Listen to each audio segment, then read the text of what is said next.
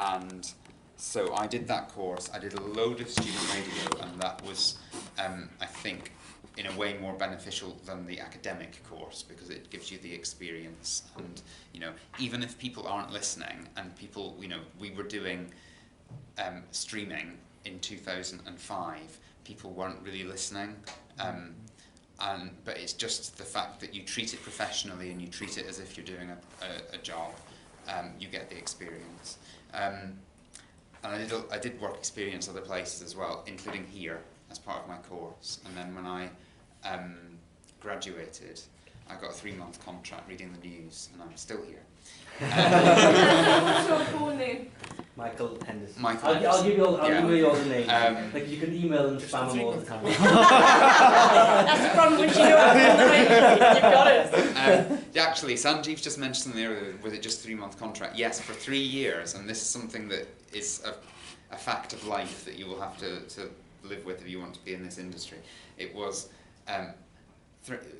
sometimes a 1-month contract, extension, whatever. So that was for 3 years, and then to cut a long story short, I was a newsreader and journalist for quite a long time. Then I got a job as a news editor of Radio York. For about 2.5 years I was there, and then in 2016, I came back here as the news editor. So there we go. Anyway, I better go to this other meeting. Thank you very much. Thank you very much. Okay, so me, because Sanjeev will take much longer than me because he's older. Poor Sanjeev. In a nutshell, I'll be totally honest with you, I went to university, I did media and television production, and I hadn't got a Scooby-Doo what I was going to do at the back of university. I didn't know. I knew I wanted to work in media, but I didn't know what I wanted to do. And I think that's pretty relevant to most people. You go to school, you do what you need to do, you come out the other end and you go, what am I trained up to do? For me, I always used to get told I was a chatterbox at school. I never shut up talking, and I thought, well, you know what? Let's use the and still, you can't shut me up now. For me, what I was always good at doing was telling stories. I was always good at understanding an issue and then telling it in a way that was relevant for other people to understand. I don't understand some topics. Sometimes people come to me and say, I want you to tell a story about this. And I go, I haven't got a clue what they're asking me to do. So you go away, you research it, you educate yourself up to the standard where you understand the story, you go away, you speak to other people, you get all the content, and you go, right, how am I going to tell a story that I didn't understand a second ago that's relevant now for everybody else? Great, it's a perfect start, because I didn't know. I've educated myself, now I can tell the story.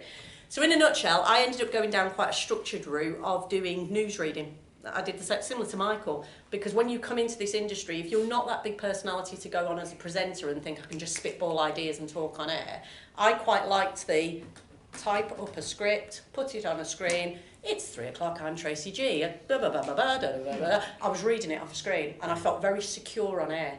And it was a good way into the industry because I developed my skills, got better and better and better, and then after a while started to say, actually, I know more about this, I can be a live reporter. And then you trusted me, didn't you, with a microphone out and about.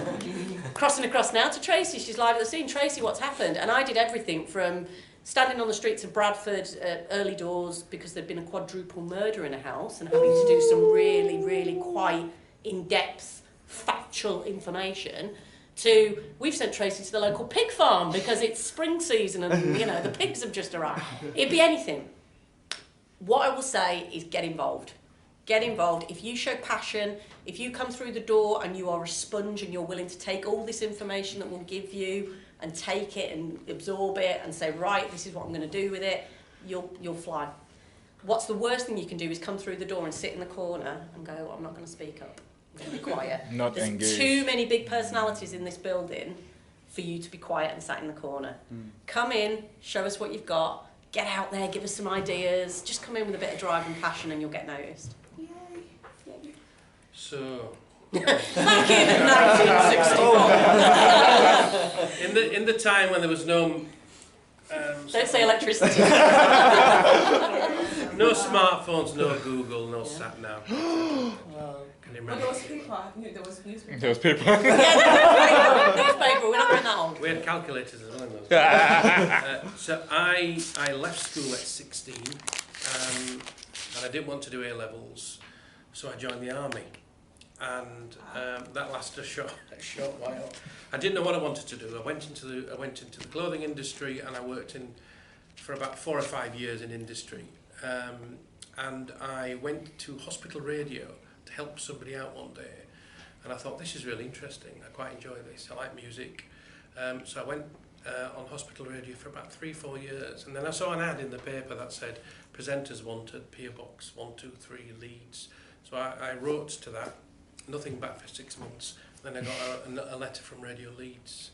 So then I came to Radio Leeds, not as a presenter, but as a producer. And then I became a presenter later on.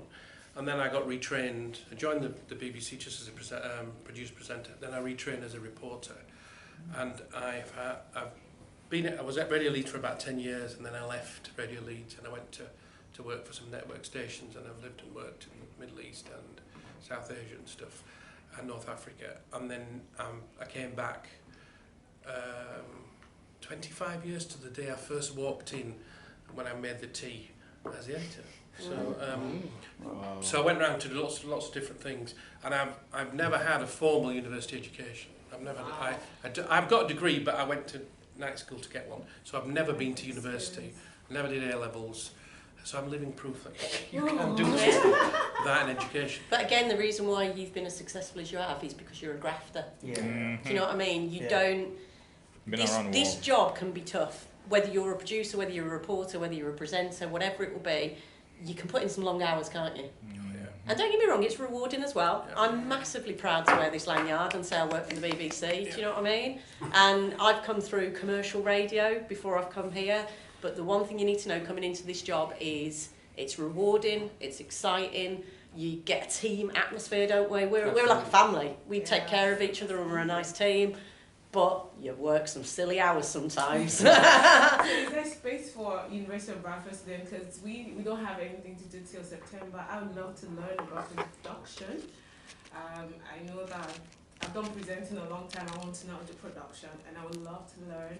I know I spoke to Jennifer about it, even if it's a month. I think what you could do is drop a CV to Tracy. Yeah. Tracy will have a look, and then... We have an official work experience thing that you have to go through. So this is, if I'm going to invite you in to be here for a week or 2 weeks to shadow, you have to do it formally through this specific link. Now, currently the window for applications is closed, but it's due to open again soon. I think it opens every 3 months, doesn't it? Yeah. And then, so what I'll do is, if you can get everyone's email address, I will send you all that link. When that window opens, for love of God, put your name in the hat.